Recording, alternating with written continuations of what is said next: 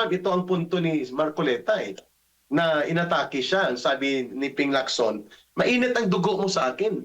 Parang gusto mong kunin ang pagiging chairman ng Senate Blue Ribbon Committee muli dahil natanggal ka. Parang pride mo ito. Sinagot siya ni Marcoleta, wala akong pakialam kung atakihin mo ako. Pero may pakialam ako kapag ang mga interes ng mamamayan para malaman ang katotohanan sa mga iskandalusong krimen ay pinagtatakpan mo at nilalabag mo ang mandato ng Senate Blue Ribbon Committee. Kaya ako naninindigan. Your take on that, ma'am, na mukhang itudurugin ng COMELEC ngayon si Marcoleta.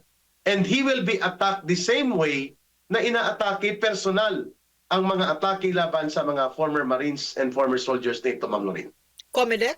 What's COMELEC going to do to Senator Marcoleta? Dahil daw mayroon siyang illegal contribution undeclared. So, imbestigahan na siya by Monday.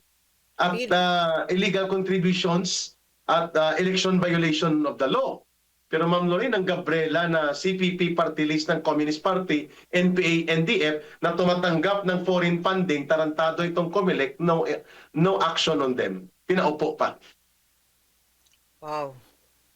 Talagang ang bulok ng gobyerno ngayon. No? Talagang ano siya, weapon siya ng isang drug addict, an insane drug addict. No? Talagang makita mo ang bawat desisyon na lumalabas sa dalawang brain cells ng drug addict na yan. Talagang addict na addict. No? Hindi na talaga madman na talaga, insane. No?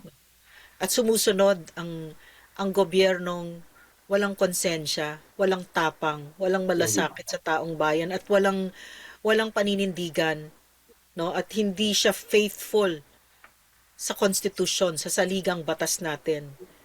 Dito yung I think no, this is a good thing to see because once Inday becomes president, no, once this whole thing blows over, there is so much that we need to fix, no.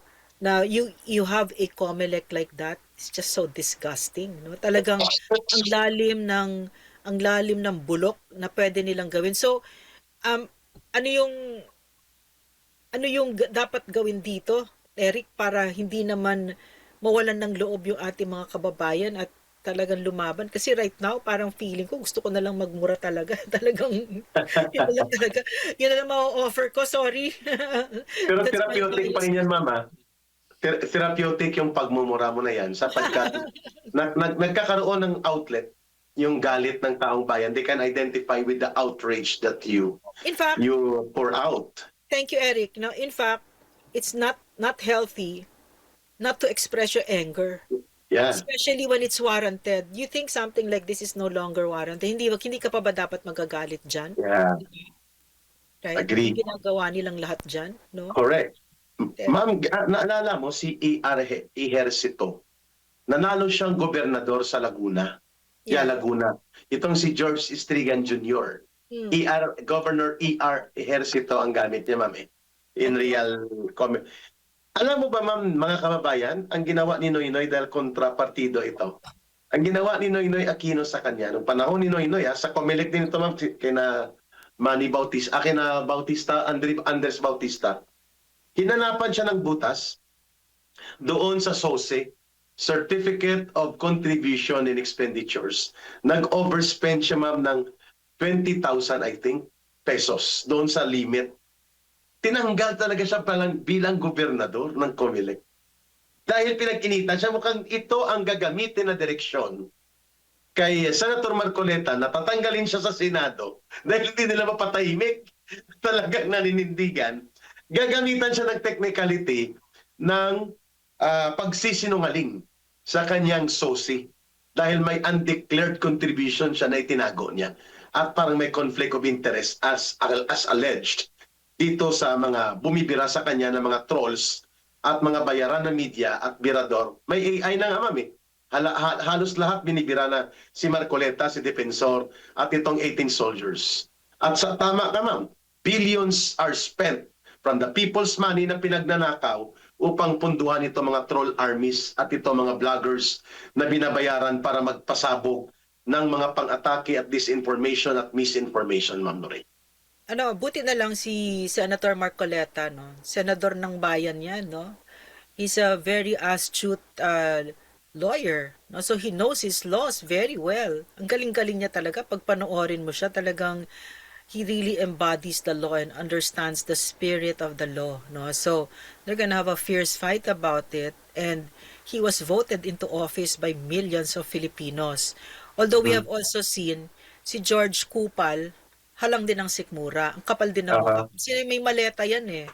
No, may kailangan bayaran 'yan eh. No, may kailangan siyang deliverable kasi may dineliver siya ng maleta, no? So, um, I don't know, parang parang all of this is just a story to me that will have a really good ending for our country, but it will have to be it will require each of us to be united, no? Yeah. Kasi talagang ang kapal ng mukha talaga ng mga ito eh, no? Talagang at saka ganito pala yung itsura ng gobyerno kapag ka addict, no? Mm. It's just ang pamilya kasi na may addict na tatay, yan yung microcosm ng nakikita natin ngayon. Walang kahihinat ng makabutihan ang mangyayari sa Yeah. Pilipinas Tama. habang diyan yan. Addict yan eh, no? Tapos yung asawa din niya addict din, 'di ba? Mhm. 'Di ba? So nakakatawa nga yung mga pinagmamalaki nila na mga accomplishments niya na pumunta siya sa JP Morgan Chase. Accomplishment ba yun? Parang nakakahiya kasi lalo pa siguro pag from my perspective kasi nagtrabaho ako kay PRRD at kasama ako sa mga official trips niya na may mga business meetings. Alam mo ba, ang business meetings kay PRRD pag nagta-travel siya abroad, isang buong auditorium 'yan. Yeah. At siya yung pinupuntahan. Siya yung pinupuntahan and it's an entire kunyari punta kaming Japan. It's an entire auditorium filled with business people out to meet the president of the Philippines. They're the ones coming to him, no? Mm. That's very important. Hindi katulad ng ginawa ni Bangag. Siya pa yung nagpunta doon sa JP Morgan Chase.